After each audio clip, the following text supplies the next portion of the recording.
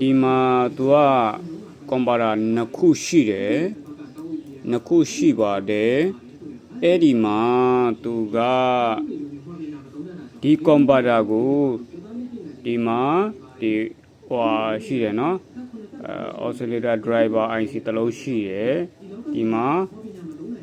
သူ့ရဲ့ဒီကွန်ပါတာကိုမောင်းမယ် transistor ရှိမယ်အဲ့တော့ဒီကွန်ပါတာကိုမောင်းတာကဒီအုပ်စုပေါ့နော်ဒီအုပ်စုကနေဒီကိုမောင်းတယ်ဒီမှာ capacitor နေရာဖို့ capacitor တစ်လုံးရှိတယ်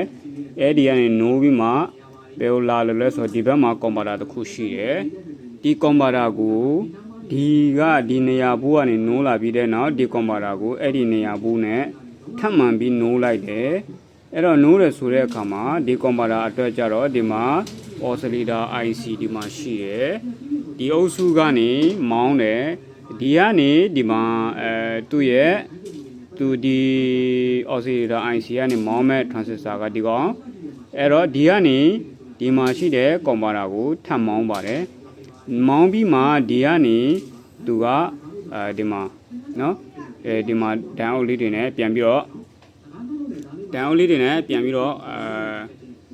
ပါဝါထုတ်ပေးလိုက်တာပေါ့နော်ထုတ်ပေးပြီးမှအဲ့ဒီကနေမှသဖြင့် voltage တွေကို